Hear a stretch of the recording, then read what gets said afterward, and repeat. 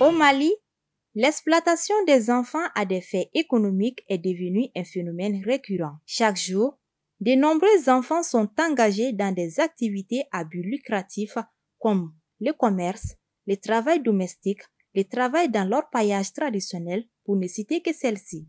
Ces enfants qui travaillent très souvent dans des conditions à risque n'ont toujours pas la possibilité d'aller à l'école ou de bénéficier d'opportunités de formation professionnelle malgré l'existence de lois et règlements protégeant tous les enfants et leurs droits dans notre pays. Je vends de l'eau à la demande de mes parents et les revenus, c'est pour eux.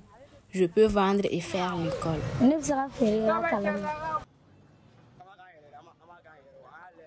Comme c'est les vacances, nous faisons ce travail du bagagiste pour nous faire un peu d'argent et les revenus, c'est pour nous. Je vends pour notre mère. Quand je vends, je garde mes revenus. Selon l'Organisation internationale du travail, le travail des enfants est défini comme un travail qui est mentalement, physiquement ou moralement dangereux et nuisible aux enfants et ou interfère avec leur scolarité en les privant de l'opportunité d'aller à l'école, les obligeant à quitter l'école prématurément ou exigeant d'eux de tenter de combiner la fréquentation scolaire avec un travail excessivement lourd et long. Au Mali, cette forme d'exploitation des enfants est la conséquence de plusieurs facteurs variés dans nos environnements urbains et ruraux. La majorité des parents envoient leurs enfants dans ces situations-là pour avoir des revenus. Okay? Et ensuite, il y a certains aussi qui le font dans le cadre de la socialisation des enfants. Un enfant qui n'a pas la capacité physique, en tout cas, d'exercer certains travaux dangereux, donc là, en les faisant, son avenir est en danger de façon physique, de façon mentale et de façon psychologique aussi, parce que ça va en tout cas pousser un certain nombre d'enfants à abandonner l'école. Ça, c'est le premier point. Deuxièmement aussi, ça peut en tout cas les rendre vulnérables. Certains peuvent être exploités de façon dépassée, donc qui peut en tout cas les causer des maladies. Okay, et puis aussi d'autres problèmes comme le stress, et puis aussi de la timidité aussi. Donc, sachant que l'enfant est une couche vulnérable, la protection demeure une priorité. C'est qu'en fait, ces derniers temps, ça fait des années, cette couche vulnérable est exposée à ce genre de trafic. Notre département étant le mieux placé, le mieux indiqué pour répondre à ces préoccupations, se bat tous les jours pour essayer vraiment d'atténuer ces fléaux.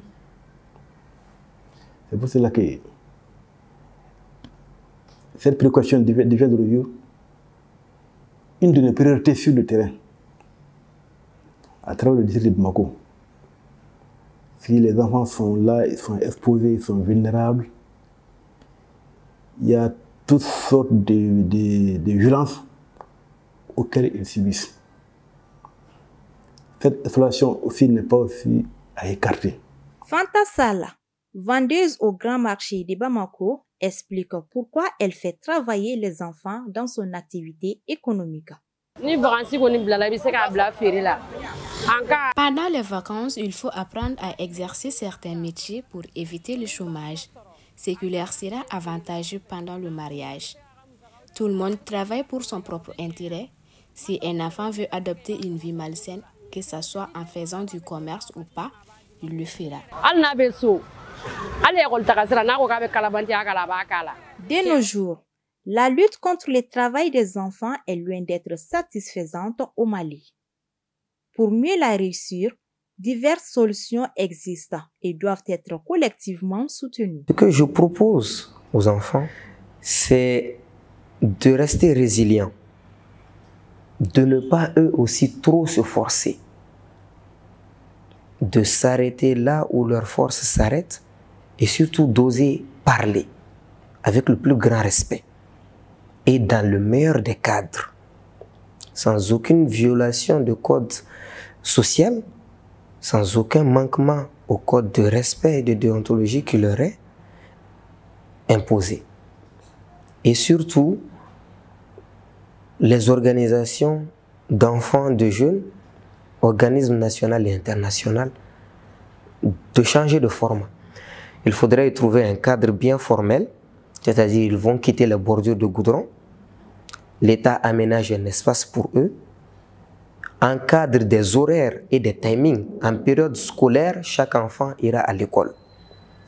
Pour ces enfants-là, s'ils veulent faire commerce, des formations spéciales en commerce accélérées seront faites toute l'année et un accompagnement technique sera fait sur le marché de proximité que l'État va créer. De cette manière, les jeunes apprendront plus sur le business, pourront peut-être commencer dans le marché de proximité, mais pourront peut-être demain fonder une industrie commerciale qui, elle, sera plus rentable à l'État et à la société elle-même. Le ministère de la Protection de la Femme, de l'Enfant et de la Famille a élaboré une politique à l'endroit de l'enfant. Et dans cette politique, il y a tellement d'axes qui sont dedans.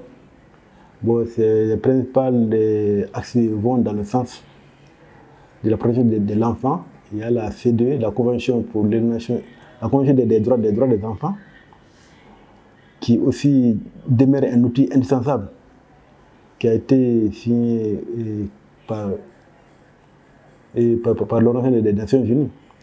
C'est un outil très important. Je pense que cette politique est là. Et nous œuvrons à ce que cette politique soit effectuée de façon rigoureuse. Nous menons aussi des campagnes d'information et de sensibilisation à l'endroit de la population, des structures qui œuvrent avec nous, parce que les gens soient au même niveau d'information en matière de la protection des droits de l'enfant. Nous sommes avec des groupements, des associations ONG féminines qui œuvrent dans ce domaine, qui nous aident à aller dans le sens afin que ces fleurs soient bannis à jamais. S'il y a des engagements, des bonnes initiatives, si elles ne sont pas accompagnées, l'accompagnement est souvent budgétaire. Si nous sommes limités de façon financière, là vraiment nos actions seront levées sur le terrain. Qui partent d'un volet de sensibilisation doivent vraiment penser vraiment à un enveloppe financière pour aller au bout de vos actions. Selon les estimations mondiales 2020 publiées par l'OIT et l'UNICEF, la lutte mondiale contre le travail des enfants est entrée dans une phase critique. Elle est au point mort depuis 4 ans après avoir déjà considérablement ralenti lors des 4 années précédentes. Selon les dernières estimations mondiales, 160 millions d'enfants dans le monde, soit 63 millions de filles et 97 millions de garçons étaient astreints au travail des enfants au début de l'année 2020. De plus, 79 millions d'enfants, près de la moitié de tous ceux qui étaient astreints au travail des enfants, effectuaient des travaux dangereux mettant directement en péril leur santé, leur sécurité et leur développement moral.